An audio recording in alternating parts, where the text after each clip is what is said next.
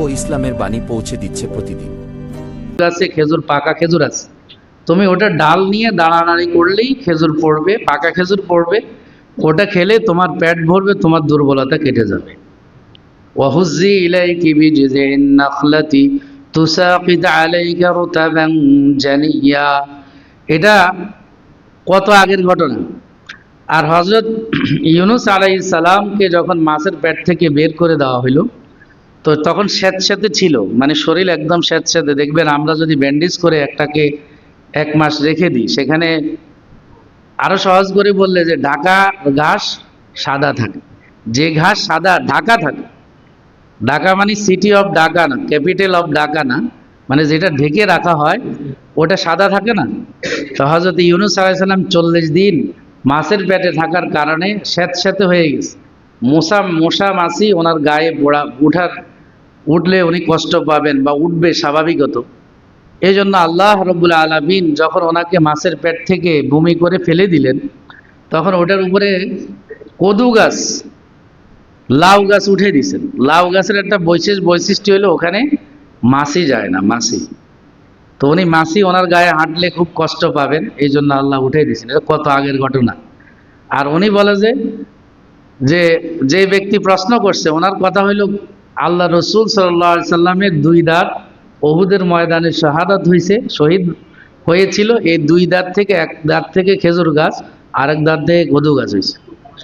উহুদের যুদ্ধ হইল 2য় হিজরিতে।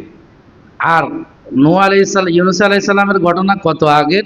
হযরতে ঈসা ইবনে মারিয়াম রাদিয়াল্লাহু তাআলা আনহা, মারিয়াম আলাইহিস সালামের ঘটনা কত আগে। রাসূল সাল্লাল্লাহু আলাইহি সাল্লাম প্রায় 510 বছর পরে জন্মগ্রহণ করছেন। ঈসা আলাইহিস সালামের আসমানে উঠে নেওয়ার 510 বছর পরে রাসূল সাল্লাল্লাহু আলাইহি সাল্লামের জন্ম।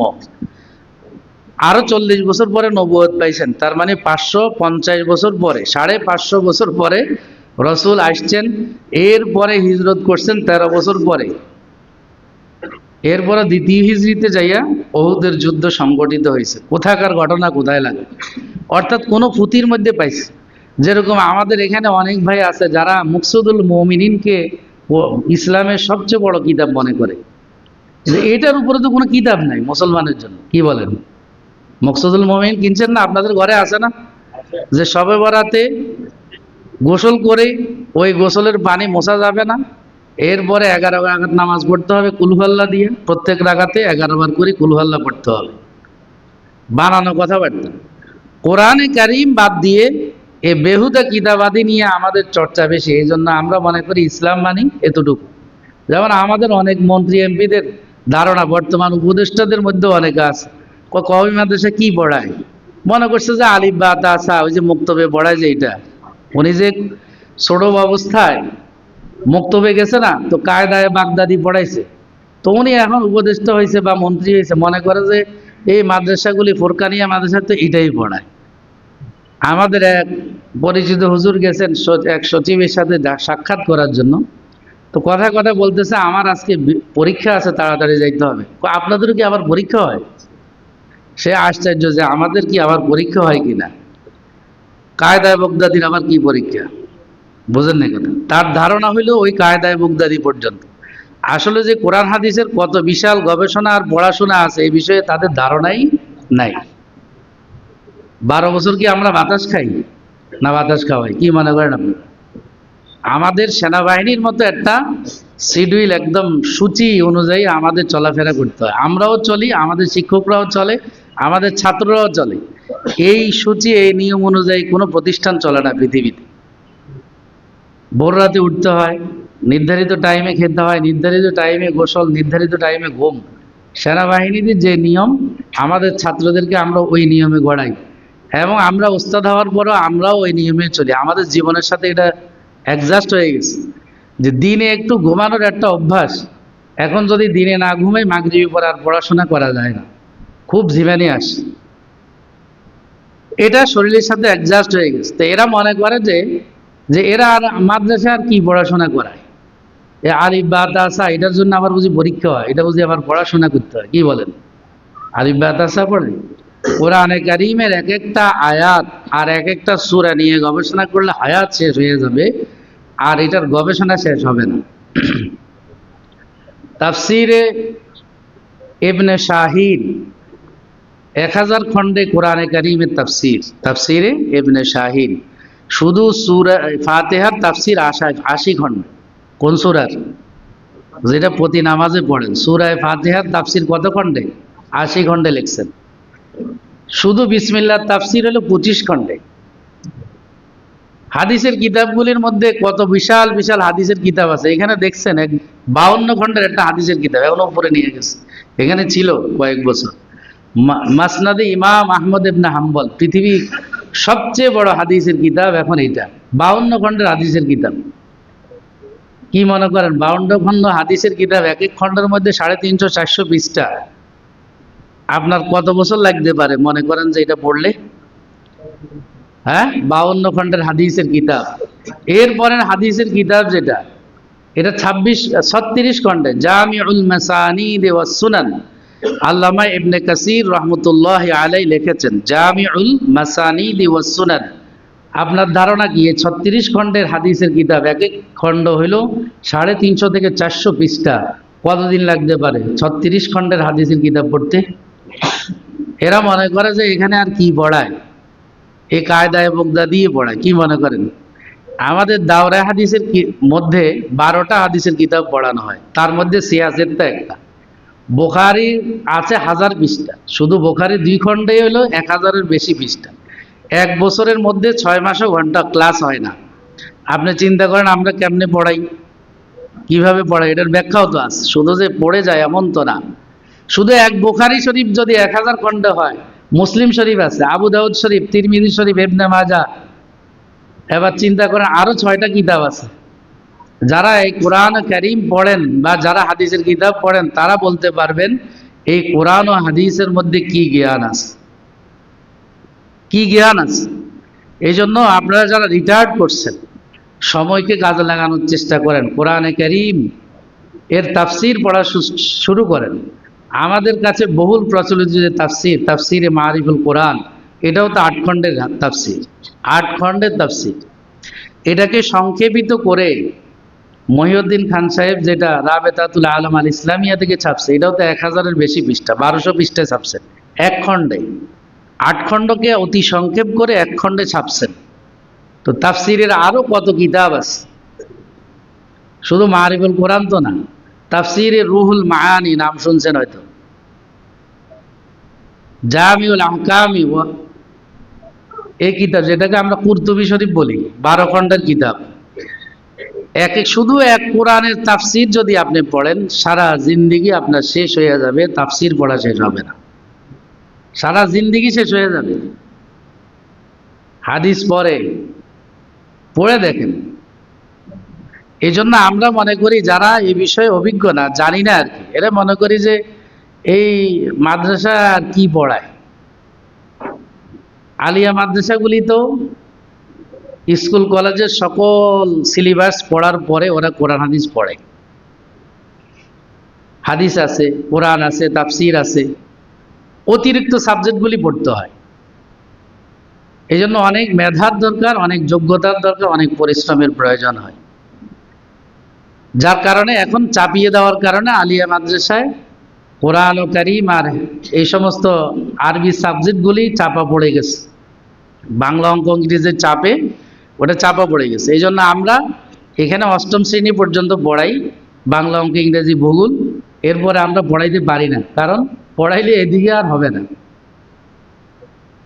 যা কথার কথা বললাম আর কি, যে আপনি শুধু কোরআনে কারীম পড়া শুরু করেন, শুধু তাফসির সূরা ফাতিহার তাফসিরে পড়েন। যতগুলি তাফসির, অন্তত 10-20টা তাফসির তো প্রচলিত আছে যেগুলি আমরা পড়াই, এগুলি আপনি শুধু পড়তে কয়েক বছর লাগে দেখেন, এবং কি পরিমাণ জ্ঞান আছে আপনার, স্টাডি, ডক্টরেট, সবকিছু এর সামনে দেখবেন যে মনে হবে যে আপনি প্রাইমারি স্কুল পড়ে আসছেন। এটা আমি চ্যালেঞ্জ করে বললাম, কেউ যদি আমার এই চ্যালেঞ্জ গ্রহণ করে আজকে থেকে কোরআন পড়া শুরু করেন, তাফসির পড়া শুরু করেন, আপনি 1 বছর পরে আমার এই কথার সাথে মিলাই নিয়েন যে সারা জিন্দেগি যা পড়লাম, যা ডক্টরেট করলাম, সূরা ফাতিহার জ্ঞানও তো আমি রাখি না, ঠিক না ঠিক? পড়ে দেখেন, এটা অবাস্তব বলি নাই, আপনি আজকে থেকে পড়ে দেখেন যে সূরা ফাতিহার তাফসীরটা শুধু পড়েন, বিসমিল্লাহর মধ্যে আল্লাহ তাআলা কি দিচ্ছেন এটা পড়েন। তাফসীরে রুহুল মাআনি, যেটা আপনারা জানেন আল্লামা মাহমুদ আলসি আল বাগদাদি রহমতুল্লাহ আলাইহি লিখিত কিতাব, সেখানে লিখেছে আল্লাহ তাআলা পুরা কোরআনে কারীমের মধ্যে যা রেখেছেন সূরা ফাতিহাতে তা রেখেছে। সূরা ফাতিহাতে যা আছে সব কিছুর একদম সংক্ষিপ্ত আছে বিসমিল্লাহির রহমানির রহিম। বুঝে আসছেনি? আর বুঝেন কিরকম জ্ঞান আল্লাহ তাআলা এখানে ঢুকাই দিয়েছেন। এবং আপনি যত জ্ঞানী হন, যত মেধাবী হন, তাফসীর পড়া শুরু করলে আপনি মনে করবেন আমার চেয়ে জাহেল আর মূর্খ আর কেউ নেই। মানে আল্লাহ প্রদত্ত জ্ঞানের সামনে আপনার যত জ্ঞান বিজ্ঞান সবকিছু মনে হবে প্রাইমারি লেভেলের শিক্ষা। আজ বিশ্বাস না হলে আজকে থেকেই চ্যালেঞ্জ গ্রহণ করে পড়া শুরু করেন, আপনি দেখবেন আল্লাহ রাব্বুল আলামিন কোরআনে হাকিমের মধ্যে কি পরিমাণ জ্ঞান রাখছেন। এবং আল্লাহ সূরা ইয়াসিনের দ্বিতীয় আয়াতে এই কথা বলেছেন, ইয়াসিন ওয়াল কুরআনিল হাকিম, জ্ঞানে ভরা এই কোরআন, এটা শপথ করছেন ওয়াল কুরআনিল হাকিম, শপথ জ্ঞানে ভরা কোরআনের। এই যে নাসার বিজ্ঞানী বলেন, যারা যা কিছু আবিষ্কার করছে, এদের আবিষ্কারের পিছনে প্রধানতম গবেষণার বিষয়বস্তু হলো কোরআনে কারীম। গ্রহ নক্ষত্র এই যে উপরে যাচ্ছে এখন, সব কিছুর মূলে তারা স্বীকৃতি দিয়েছে যে কোরআনে কারীম থেকেই নেওয়া। এবং শেষ পর্যন্ত কোরআনে কারীম যা বলে তার দিকেই ফিরে আসতে হয়।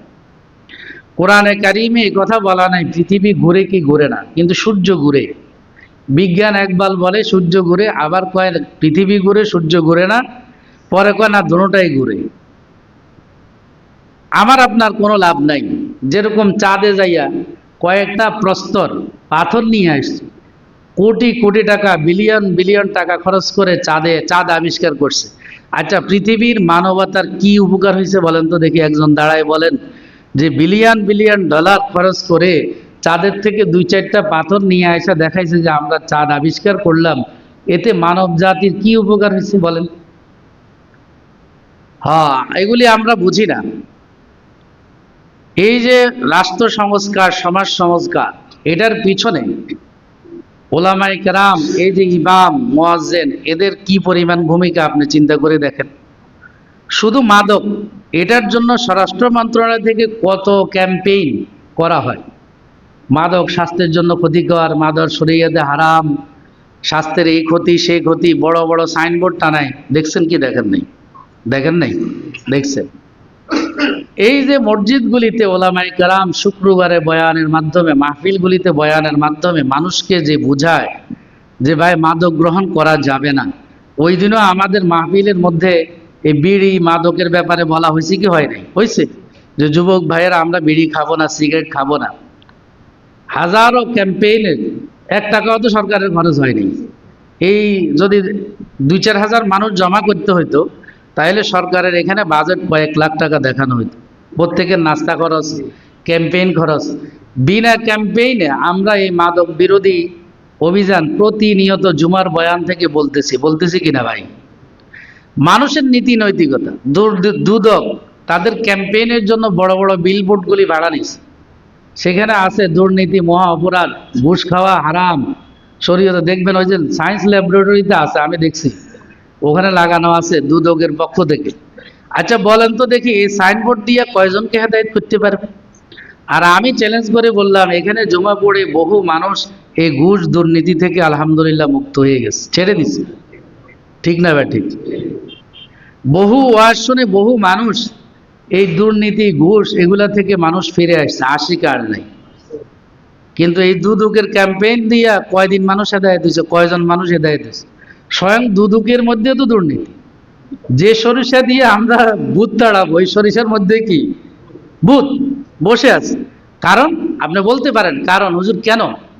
যেই শিক্ষা দিয়ে তাকে অফিসার বানানো হয়েছে, ওই শিক্ষায় তার নীতি নৈতিকতার পরিবর্তন করতে পারে নাই। চ্যালেঞ্জ। যদি এই শিক্ষা তাকে নীতি নৈতিকতার পরিবর্তন করতে পারত, তাহলে মাস্টার্স করার পরে, অনেকগুলি ট্রেনিং নেওয়ার পরে সরকারি কর্মকর্তা হওয়ার উপযুক্ত সে হয়েছে, এবং সরকারি অনেক বিধিনিষেধ তাকে পড়ানো হয়েছে, এরপরও তার নীতি নৈতিকতার পরিবর্তন কেন হইল না? আর না হওয়ার পিছনে মূল ভূমিকা সেটা হইল ধর্মীয় শিক্ষা, আল্লাহ ভীতির অভাব। এই জন্য এই যে আমাদের সচিব সাহেব বসে আছেন, উনি সচিব হইতে গেলে অনেক গ্লানি ওনাকে পোহাইতে হয়েছে, পড়াশোনা করতে হয়েছে, ট্রেনিং করতে হয়েছে। এই যে হওয়ার পর থেকে প্রত্যেক শুক্রবারে উনি দৌড়ায়, আমার শিখার তো বিষয় আছে, নতুন মন্ত্রণালয় শিখতে হবে। কিন্তু এদেরকে যদি এই ধর্মীয় শিক্ষায়, নীতি নৈতিকতার শিক্ষায় আমি যদি সহজে বলি তাবলীগে 3 চিল্লায় যদি ট্রেনিং দেওয়া হয়, অথবা কোনো আল্লাহওয়ালার দরবারে যদি 40 দিন থাকার ব্যবস্থা করে দেওয়া হয়, দেখবেন যে পুরা প্রশাসন দুর্নীতিমুক্ত হয়ে গেছে। ঠিক না ভাই? ঠিক।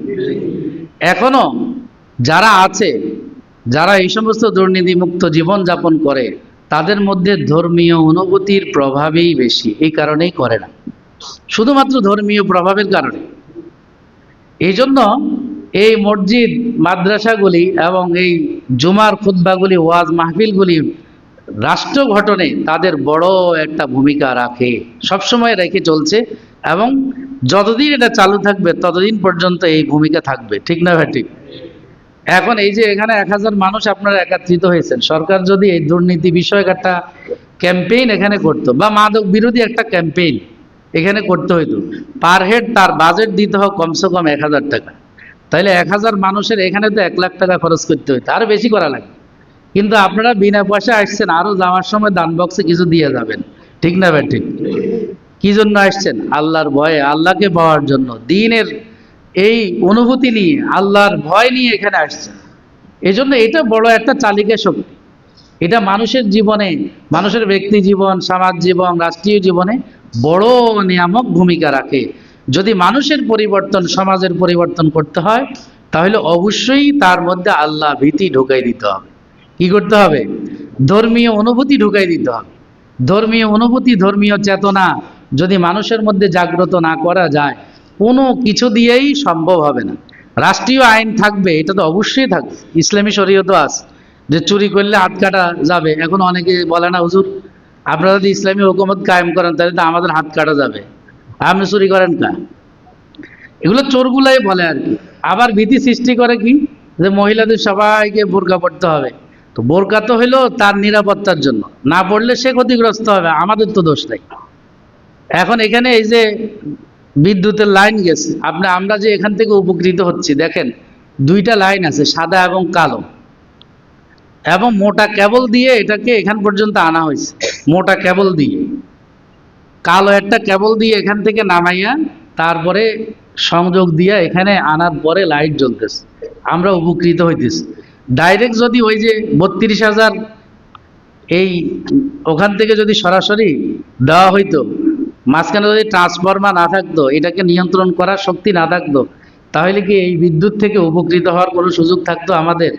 থাকতো না তো। ফ্যানও চলতো না, লাইটও চলতো না, এসি দেওয়ার সাথে সাথে ফুটে যেত। ঠিক দুনিয়াটাও এরকম, শৃঙ্খলার মধ্যে থাকতে হলে আল্লাহর বিধানকে মাথা পেতে নিতে হবে, তাহলে মানুষ শৃঙ্খল জীবন যাপন করবে। এই জন্য দেখবেন যে রাষ্ট্রীয় অনেক কিছু আছে। এরপরও আমেরিকাতে আমাদের রিপোর্টে আমি পড়ছি, আমি তো আর যাই নাই, সেখানে লেখছে যে 10 মিনিটের জন্য যদি কারেন্ট যায়, বিদ্যুৎ না থাকে, তাহলে চুরি ডাকাতির মহা উৎসব হয়ে যায়। আমাদের এখানে রফিক সাহেব, উনি গেছেন কানাডা, আমেরিকাতে, তো বলে যে আমি যখন হাঁটতে বাইর হইতাম, তো আমার ছেলেরা বলতো যে বাবা দামি মোবাইল এবং ঘড়ি নিয়ে বের হওয়া যাবে না, কারণ তুমি এই হাঁটার ওয়াকওয়ের মধ্যেও যে কোনো সময় তুমি চিন্তায় হইতে পারো। আসেনি কোনো নিরাপত্তা নাই, কিন্তু নিরাপত্তা সবচেয়ে বেশি বিষ্টনী সেখানে দেওয়া আছে, নিয়ম নীতি সবচেয়ে বেশি তারা মানে। এই জন্য সব কিছুর চালিকা শক্তি হলো আল্লাহ তাআলার ভয়। কোরআনে কারীমের এই জ্ঞান, কোরআনে কারীমের এই জ্ঞান থেকে আল্লাহর ভয় আহরণ করার জন্য আল্লাহ তাআলা কোরআনে কারীম আমাদেরকে দিয়েছেন। আল্লাহ রাব্বুল আলামিন আমাদের সকলকে মুমিনের গুণাবলী অর্জন করে প্রকৃত মুমিন হওয়ার তৌফিক দান করেন। ওয়া আখির দাওয়ানা আলহামদুলিল্লাহ।